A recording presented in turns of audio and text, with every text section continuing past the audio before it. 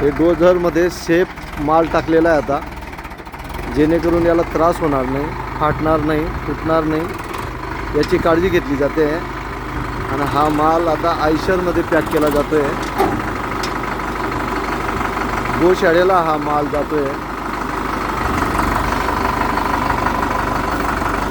हे आमच्या जवळचे पावऱ्याचे मुलं आहेत, व्यवस्थित काम करतात, गरिबाचे मुलं आहेत, यांना रोजगार पण मिळतो आहे आणि गाईंना चांगला चारा पण मिळतो आहे.